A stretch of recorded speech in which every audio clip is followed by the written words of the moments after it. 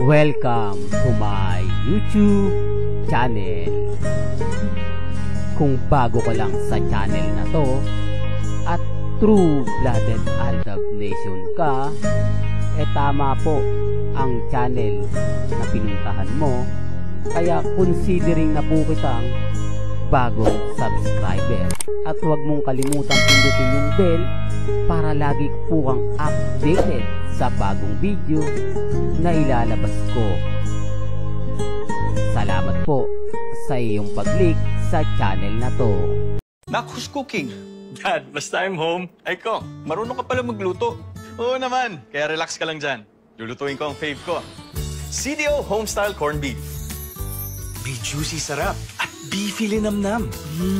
Bango ah. Iba talaga ang sarap ng CDO Homestyle Corned Beef. Kaya every bite feels like home. Sarap no? O nak, pwede ka na mag-asawa. Corny mo talaga. Welcome back, mga kaaldab.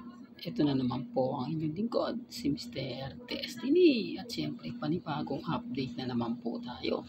Panibagong mga kaganapan po kina Alden Richards at kay May Polkerson. Sa video na pinapakita nyo o napapanood ninyo at narinig po ninyo na maraming komento po ang nakuha natin dito. Maraming mga magagandang feedback na talagang pumapabor para po sa Aldab Nation. Yung mga ngiti ni Daddy Bay at yung mga ngiti ni Alden nung tinanong po siya na po pwede ka nang mag-asawa. Di po ba? Sa totoo lang po mga kaaldab, may mga punto po na napakasarap pong panoorin sina Alden at si Daddy Bay.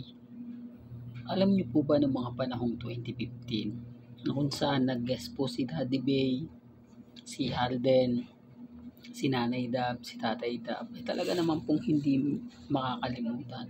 Ito yung mga memorable, di po ba, na Aldab lang po ang nakakaalam, Alden fanatics at mga main fanatics na talagang since 2015 ay nakatutok na po kina Alden at kay Main. Kaya sabi ko sa inyo, ako relax lang po ako, kampante lang po ako kasi alam ko na po pwede pong maganap at po pwede pong mangyari.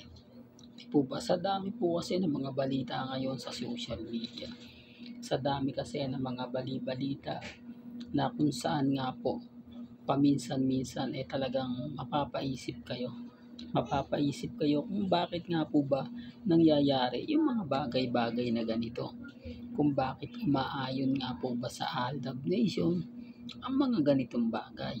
Bagamat marami pong istorya at kwento na lumalabas, okay lang po yan, normal lang po yan, dahil alam nyo naman po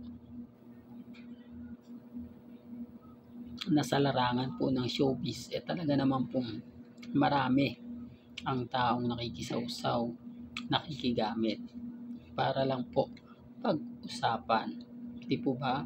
Kaya nga po dito sa bagong negosyo ni Mengay, marami nag-react, marami mga armin ang galit na galit, di po ba? Pinipilit nila na yung pera daw po na ginamit dyan kumbaga galing sa kaban ng bayan. Sinasabi nila na binigay o pinamumudmud na nga po raw ni Congressman Arjo ang pera niya para hindi na nga po daw maimbestigahan o masabi na ito lang yung pera namin, na sa bandang huli magagamit niya kapag yung sitwasyon umayos na, yung tipong ililipat mo muna sa ibang pangalan pero sa bandang huli ikaw pa rin yung aani, di po ba? Kumbaga nagpapalamig ka lang. Ngayong naisampa na yung kaso mga kaaldab at gumugulong na.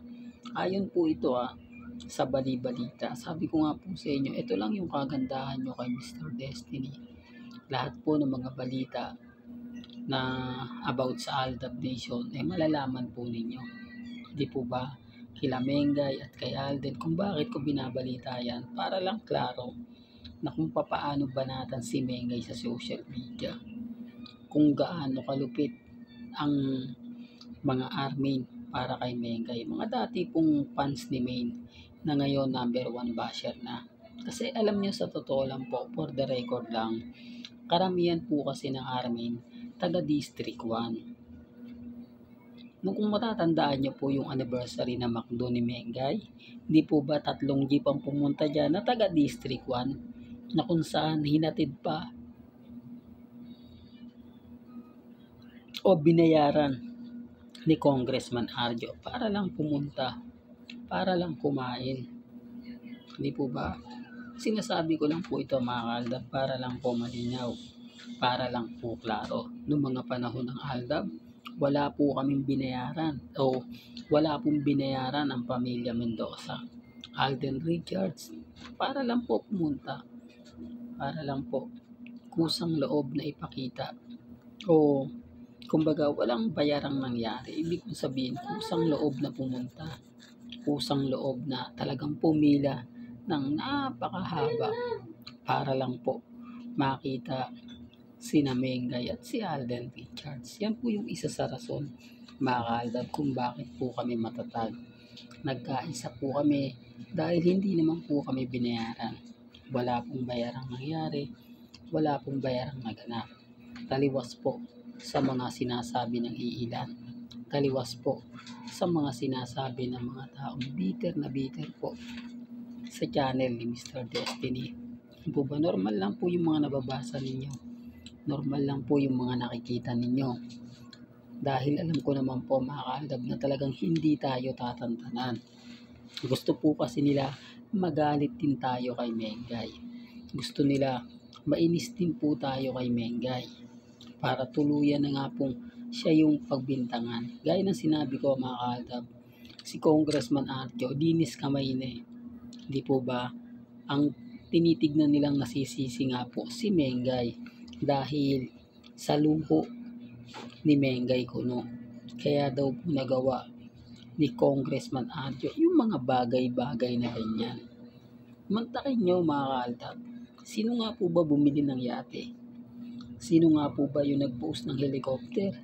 Sino nga po ba yung nag-post ng resort nila sa Batangas? Sino nga po ba yung in-interview ni na Julius Babaw, Karen Davila at ni Corina Sanchez? Real talk yan mga kaaldab. Sino-sino nga po ba yung in-interview? Ngayon alam nyo na mga kaaldab, di po ba? Kung sino yung nagsasabi. Siya pa po yung hindi in-interview about sa yaman. Siya po yung hindi tinanong. Siya po yung tipong walang kaalam-alam. Pero pagdating po sa mga ganitong sitwasyon, siya po yung nadidiin. Hindi po ba? Kaya nga sabi ko sa inyo nakakagulat. Bakit si Mengay ang sinisisi? Bakit si Mengay yung kumbaga kailangan magdusa sa kasalanan na hindi niya naman po ginawa? Bakit siya po yung sinisisi? Hindi po ba? Sinasabi ko sa inyo mga kaaldab, ito'y base lang po sa mga komento po sa social media na gusto kong iparating kung gaano po ba sila ka-affected. Kaya nga po yung mga main fanatics ngayon, hindi na gaano nagre-react. Kasi nababash din po sila eh. Po ba, hindi na nila magawang mapagtanggol si Mengay. Hindi na nila magawang kumbaga protektahan si May. Hindi po tulad ng dati o hindi po tulad ng mga bagay-bagay na mapapaisip ka talaga.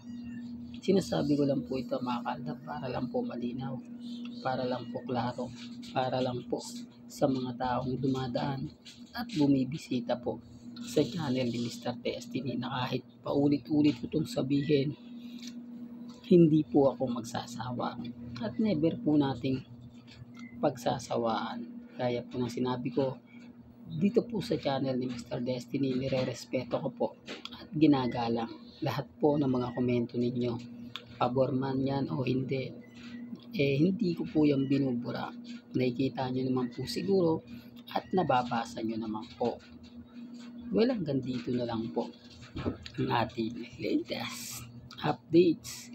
Kaya kung gusto nyo pa po ng pinaka-latest at sariwang update, abay tumutok lang po kayo dito po sa channel ni Mr. Destiny para updated po kayo sa mga bago at sa mga latest na i-upload po natin maya-maya lang. Kaya kung bago ka lang sa channel na to at isa kang true blooded Aldab Nation na nagmamahal kina Mengay Tisoy, tama po ang channel na pinuntahan mo.